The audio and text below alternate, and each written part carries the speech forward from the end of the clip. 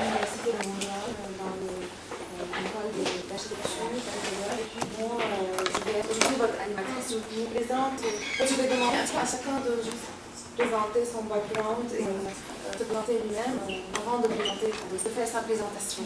Donc ce matin, on accueille Simona Konstantinovici. Et il parlait 2 heures. Il nous donnait des citations entières de causateurs romains, français, italiens, latins, comme si ils vivaient à côté d'eux. Ils étaient des auteurs morts depuis des siècles. Mais il faisait ça avec une désinvolture que je n'ai pas connue dans le monde du virtuel. C'était la vie, c'était le dynamisme de la vie. Il était un homme qui vivait. Son corps, son regard, ses yeux, il nous a invités de faire face à la culture par la mémoire. Les blogs. Le 30 septembre 2008, dans l'article Métamorphose de la lecture, Pierre Assouline notait dans une note d'un optimisme, je dirais, générique, relative au goût pour la lecture et l'écriture, qui peut être active à l'aide de l'ordinateur. Qu'est-ce qu'un livre, disait-il? Un objet, un discours. On vit sur ce schéma depuis que les deux tiennent sous une forme unique. Qu'il s'agisse de rouleaux de l'Antiquité, de codex manuscrits ou du livre imprimé à partir de Gutenberg. Aujourd'hui, la chose matérielle et le discours intellectuel se dissocient pour s'inscrire sur l'espace limité de l'écran. Cette fragmentation impose un mode de lecture qui désoriente. Toute la propriété de l'auteur, son autorité est remise en question, car la hiérarchie sur laquelle s'inscrivait, livre, journal, revue, fiche, a disparu. L'ordinateur est devenu l'objet par excellence, le lieu de la lecture et de l'écriture. Vont-elles se dématérialiser dans cet objet unique que c'est le livre électronique? L'historien Roger Chartier, dans les réflexions sur le passé et de l'avenir du livre, ouvre toujours des perspectives stimulantes pour la réflexion, qui revient longuement dans un passionnant entretien publié par la vie des idées. Il y dénonce entre autres le lieu commun selon lequel on ne lit plus, soutenant au contraire que l'on n'a jamais autant lu. Il relance le débat au sein d'un dossier d'Ivan Yaronka sur la nouvelle économie de l'édition, bouleversée par l'Internet. Les forums. Dans l'Antiquité, forum signifiait place publique des villes romanes, centre de la vie économique et politique de celle-ci. Une autre acception, réunion de personnes importantes dans l'État. Les principales institutions se trouvaient au forum. Roma détenait plusieurs forums. Romanum, Caesaris, Augusti, Traiani. Actuellement, on garde dans le domaine de l'informatique quelque chose du sémantisme initial, lieu de réunion, centre de discussion. Plusieurs individus se réunissent dans l'espace du virtuel pour débattre sur un thème donné. Ils sont des anonymes par excellence, mais parfois ils préfèrent laisser leur nom. Mais qui est-ce qui vérifie finalement la véridicité de leur nom? Ils pourraient entrer avec un faux nom, donc le forum a perdu de ses aspects sémantiques originaux. User est un synonyme pour utilisateur. Dans la lutte contre un barbarisme, user est un néologisme utilisateur sagement placé dans le système du lexique français, romain aussi. Le premier sortira sans doute gagnant dans le monde des internautes, je dirais. Tout d'abord parce qu'il s'agit d'un mot court, deuxièmement car il garde la prononciation originelle, ainsi celui qui le prononce est à la mode, c'est-à-dire trend. Les abréviations aussi sont à la mode, celles qui dénoncent une langue artificielle utilisée surtout à l'âge de première bêtise. Exemple, pourquoi PQ, jusqu'ici je lis, c'est vrai que la bréviloquence se manifeste depuis toujours dans les langues, mais d'ici jusqu'à la répudiation d'une langue en tant qu'organisme vivant, et sa transformation dans un squelette sans sens, par excellence consonantique, est un pas considérable fait déjà par les internautes avec un toupet, je dirais, juvénile. Et la dernière idée, pour ne pas vous retenir encore, à partir de la langue des voix du communiste jusqu'à celle de l'Internet, il y a une distance considérable. À l'heure actuelle, la plus codifiée des langues sur Terre, c'est l'internetaise. Je l'ai nommée comme ça, je ne sais pas si en France elle s'appelle autrement. Les mots en anglais sont là, tout le temps présents, dans presque tous les types de discours, une sorte de monnaie universelle d'échange. Si la langue de bois pêchée par la logorée et manque de sémantisme, l'internetaise tombe victime d'une simpliste codification par abréviation massive à grande échelle. On assiste ainsi impassible à une désagrégation rapide des systèmes linguistiques. Apparemment, la communication semble prospérer, être sous des bons astres. En réalité, il s'agit de masquer son incapacité de générer un discours propre adéquat. L'ordinateur, est une forme de manifestation de la liberté actuelle et en même temps une forme de communication. Se demande-t-on une vraie communication ou une pseudo-communication? Merci beaucoup.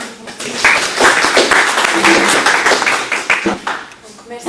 Mona pour cette présentation avec les catégories parce qu'elle nous donne vraiment un aperçu justement de vivre au Congo et puis de toutes ces définitions, l'analyse que vous faites de l'Internet et tout le vocabulaire en fait qu'on n'avait pas il y a quelques années, puis qui fait partie de notre vie maintenant. Et puis c'est vraiment intéressant, et surtout parce que c'est un sujet aussi qui m'intéresse, les technologies et comment on les utilise.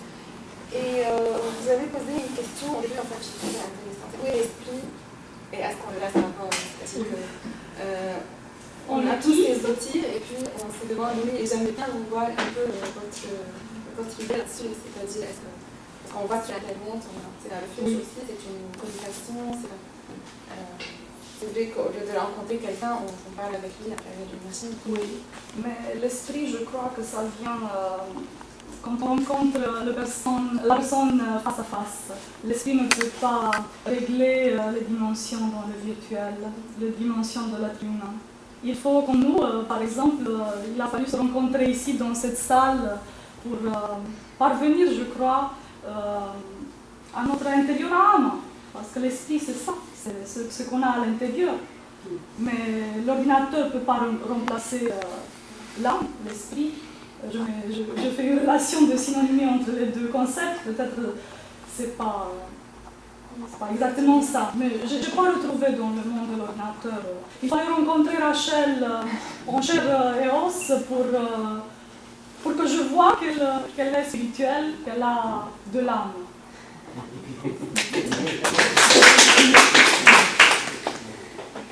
puis, je ne sais pas quelqu'un dans la salle, enfin, vous êtes d'accord avec ce qu'elle dit, Simona, ou il y a quelqu'un qui pense que vraiment les outils, parce que enfin, peut-être pour nous, ça ne peut pas remplacer l'humain, mais je ne sais pas pour votre fille, dans quelques années, pour elle, ça va être naturel. Pour elle, oui, pour les enfants, en général, je crois que l'ordinateur, il ne se pose pas la question, l'âme, l'esprit, ce que ça signifie.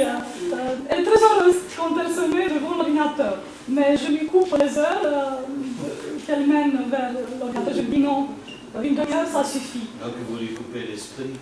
Ah, non. Donc je lui coupe l'esprit, oui. Excusez-moi.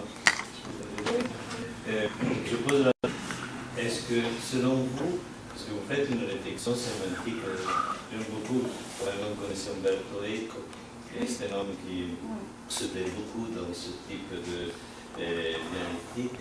Et puis, à la fin, vous posez une question que la plupart des philosophes actuels se posent. S'agit-il d'une communication ou d'une pseudo-communication?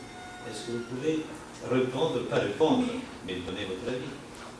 C'est une communication sans l'affixe pseudo, parce qu'on peut se relier entre nous à distance, faire l'architecture de relations humaines. Donc c'est une communication. Mais quelle sorte de communication? Et c'est pour ça que je lui ai rajouté un déterminant comme pseudo. Parce que parfois, même si on se donne le nom, je dis je m'appelle Simona sur l'ordinateur, ça ne signifie rien. Derrière le nom, on peut se trouver un hypocrite, une personne qui... Oui, c'est pour ça que j'ai rajouté le déterminant, l'affixe pseudo. C'est une communication qui peut se nier en même temps. Donc c'est... je ne sais pas. Ah, je comprends très bien. Je comprends très bien. Excusez-moi, je peux... Si on regarde ce débat, dont on a tiré aussi un peu, qui est le fameux Facebook, etc. Et finalement, là où vous ouvrez la porte, est-ce que ce que nous voyons dans Facebook, c'est un déterminant ou non? Pour moi, ça ne signifie rien. Facebook, c'est pour eux, peut-être pas pour nous, parce qu'on met des photos, bon, on met des photos, on met des images d'un voyage, mais on ne met pas, ce que j'ai dit au début, notre esprit, notre âme. C'est un jeu gratuit. C'est la gratuité d'un jeu, je crois. Facebook, ce n'est pas un moyen